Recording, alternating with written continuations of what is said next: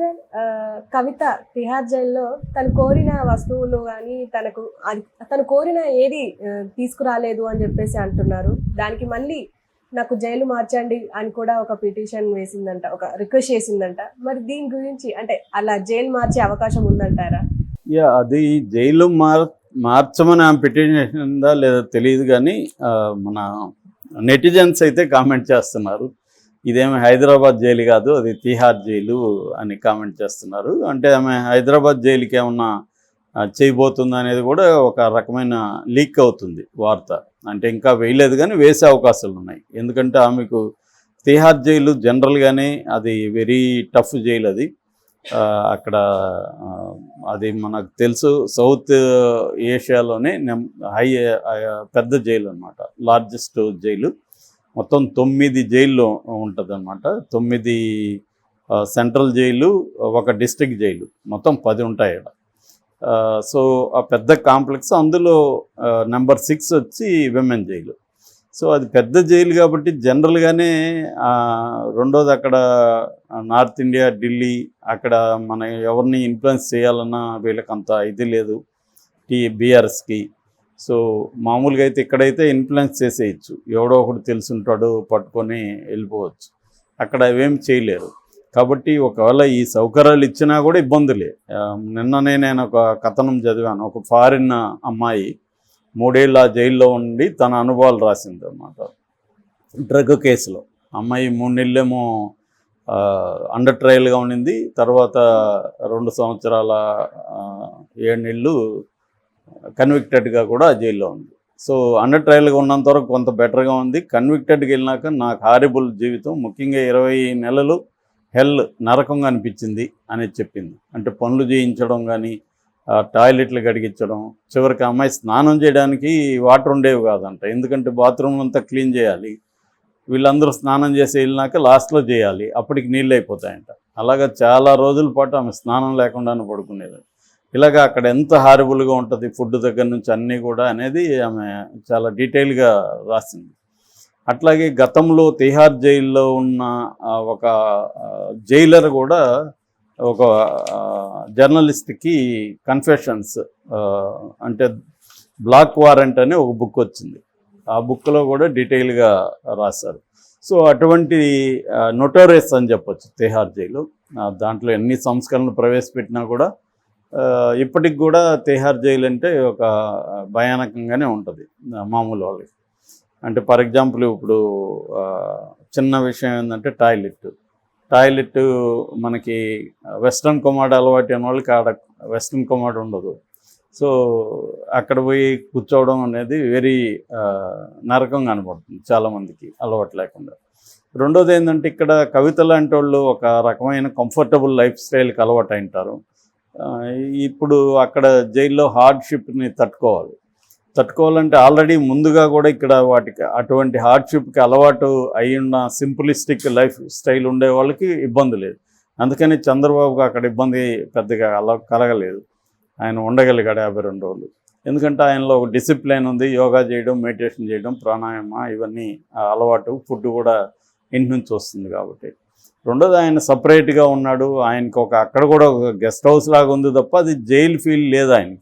కానీ కవిత పరిస్థితి అది కాదు. కవిత ఇంకొక 2 మహిళా ఖైదీల మధ్య ఉండాలి. ఆ మహిళా ఖైదీలు ఎవరు, వాళ్ళకి ఏమైనా హెచ్ఐవి ఉందా, ఇంకొకటి ఉందా? ఎందుకంటే హెచ్ఐవిని ఎందుకు అంటున్నానంటే తిహార్ జైల్లో కొన్ని 100 మందికి హెచ్ఐవి ఉందని ఈ మధ్యనే ఒక రిపోర్ట్ వచ్చింది. సో మామూలుగా జైళ్ళల్లో హెచ్ఐవీలు ఉండే అవకాశం ఉంది. ఎందుకంటే అక్కడ కొంత లెస్బియన్ సెక్స్, హోమోసెక్సువల్, గే సెక్స్ కూడా జరుగుతుంటుంది. మామూలుగా అయితే అలో అందుకనే ఒక సెల్లో 2 ఎప్పుడు పెట్టరు, మినిమం 3 ఉంచుతారు. ఎందుకంటే 2 పెడితే దీనికి పాల్పడతారు. కానీ లాంగ్ ఇది ఉండేవాళ్ళు 3 ఉన్నా కూడా ఏముంది, 3 కూడా మాట్లాడుకోవచ్చు. సో అంటే వాళ్ళు ఏం చేస్తారు, ఇంకా కొన్ని ఏళ్ల పాటు ఉండాలి. సో బయలాజికల్ నెసిటీని వాళ్ళు ఏం చేస్తారు. సో నేను చూశాను కాబట్టి ఏదన్నా ఒక నాతో పక్కనుండి అతను ఒక కాజల్ ఫోటో ఎప్పుడుదో హిందీ కాదు అమ్మాయిని పెట్టుకొని చూసుకుంటుండేవాడు. ఎవరైనా ఒక జైల్లోకి ఎవరినైనా చూడడానికి ఒక మహిళ రాగానే అందరూ ఇట్లా వెళ్ళిపోయి బయట దీనికి కమ్మిళ్ళు ఉంటారు కదా, వాటికి వెళ్ళిపోయి చూస్తూ ఉండేవాళ్ళు. అంటే కనీసం కళలోకి రావాలన్నా ఎవరినో ఒకరిని చూడాలి కదా. సో అటువంటి ఒక ఇది ఉంటుందన్నమాట. అది కూడా ఒక ఇంపార్టెంట్ ఆస్పెక్ట్. సో అలాగా ఈమె ఇప్పుడు వాళ్ళని మామూలుగా అయితే మనమే మనకి ఇన్ఫ్లుయెన్స్ ఉంటే మనమే సెలెక్ట్ చేసుకోవచ్చు. ఆ ఇద్దరు ఎవరు ఉండాలి. ఫర్ ఎగ్జాంపుల్ నేను కూడా ముగ్గురితో ఉండాలి, నా ఇద్దరిని నేనే సెలెక్ట్ చేసుకున్నాను ఎవరు ఉండాలని. అంటే కొంత నీట్గా ఉండడం, వాళ్ళైతే నాకు సూట్ అవుతారు అనుకున్నాను. కానీ ఈమెకి ఇప్పుడు అట్లాంటిది లేదు. వాళ్ళు ఎవరిని ఇచ్చారో తెలీదు. రెండో భయం ఏంటంటే కవితకి ఇప్పుడు జైలు ఎందుకు మార్చమని అడుగుతుందంటే, ముక్తార్ అన్సార్ అని నిన్ననే ఉత్తరప్రదేశ్ జైల్లో ఒక అతను చనిపోయాడు. అతను 5 సార్లు ఎమ్మెల్యేగా ఉన్నాడు. నోటోరియస్ క్రిమినల్ కూడా అతను, ముక్తార్ అన్సార్, 60 ఏళ్ళు.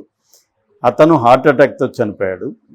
మండి అనే ఒక డిస్ట్రిక్ట్ జైలు నుంచి హాస్పిటల్కి తీసుకొచ్చారు. వాళ్ళ కొడుకు ఏం ఆరోపిస్తున్నాడంటే, మా నాన్నకి స్లో పాయిజన్ ఇచ్చారు.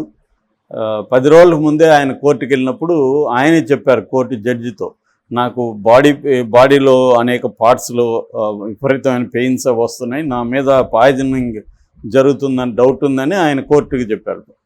జస్ట్ 10 రోజుల ముందే. గవర్నమెంట్ అప్పుడు ముగ్గురు సభ్యులతో కూడిన ఒక జ్యుడిషియల్ ఎంక్వైరీ కూడా వేసింది, కానీ దాంట్లో ఏమి తేలలేదు. సో ఇప్పుడు ఆయన హార్ట్ అటాక్తో చనిపోయాడు. సో స్లో పాయిజన్ ఇవ్వడం వల్లే హార్ట్ అటాక్ చనిపోయాడని ఆయన చెప్తున్నాడు. మామూలుగా జైళ్ళల్లో ప్రత్యర్థుల్ని చంపేసే ఇది కూడా చాలా కాలం జరుగుతుంది. ఇక్కడ కూడా మనకు ఆంధ్రప్రదేశ్లో ఇంతకుముందు ఉమ్మడి ఆంధ్రప్రదేశ్లో మొద్దు సీనుని అలాగే చంపేశారు. ఆ మొద్దు సీనుని చంపేసిన వాడిని కూడా మళ్ళీ అలాగే చంపేశారు. సో అలాగా మిస్టీరియస్ కండిషన్లో చనిపోయే అవకాశాలు ఉంటాయి. స్లో పాయిజన్ ఇవ్వడం కూడా పెద్ద విషయం ఏం కాదు. కాబట్టి అలా ఏమన్నా కవిత మీద ఇప్పుడు వాళ్ళిద్దరు ఉన్నారు పక్కన, ఈమె జైలు ఫుడ్, సో ఆ ఫుడ్లో ఏమన్నా కల్పించారనుకో స్లోగా ఇబ్బంది అవుతుంది. సో ఇటువంటి భయాలు కూడా ఆమెకు ఉన్నట్టు ఉంది. సో ఎందుకంటే జైలు అనేది వాళ్ళ కంట్రోల్లో ఉండదు, ఈ ప్రాబ్లమ్స్ ఉండే అవకాశం ఉంది. అందుకని ఆమె జైలు నాకు తెలిసి ఏంటంటే ఆమె ఇంటీరియం బెయిల్ అడిగింది. అది రేపు తెలుస్తుంది. రేపు కానీ ఇంటీరియం బెయిల్ క్యాన్సిల్ అయితే ఆమె ఇంకా పర్మనెంట్గా మినిమం 6 నెలలు మ్యాక్సిమం 1 ఇయర్ పైన ఉండే అవకాశం ఉంది. ఎందుకంటే ఈ కేసులో ఎవరు కూడా అప్రూవర్గా మారితే తప్ప అదర్వైజ్ ఎవరు తొందరగా బయటికి రాలేదు. ఇప్పుడు మనీష్ సిసోడియా 1 ఇయర్ అయింది.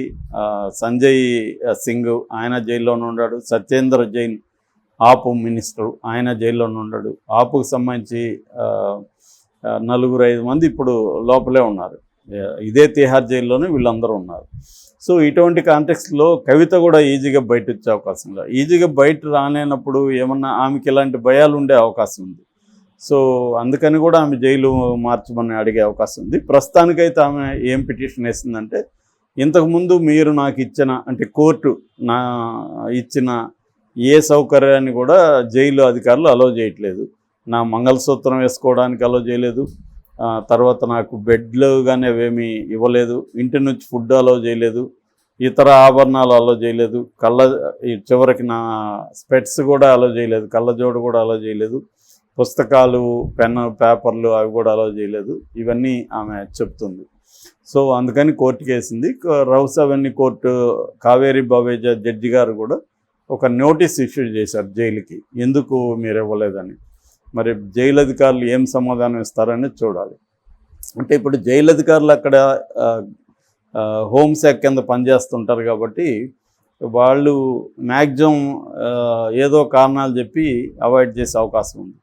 రెండోది, ఈమెకి సపరేట్ సెల్ లేదు, అదొక ఇబ్బంది ఉంటుంది. వాళ్ళిద్దరితో ఉండాలి. సో లైఫ్ థ్రెట్ ఉంటుందిగా, వాళ్ళిద్దరు ఏదైనా చేయొచ్చు. ఇప్పుడు జైల్లో డంబెల్తో కొట్టి చంపేశారు ఎవరిని, మన మొద్దు సీన్.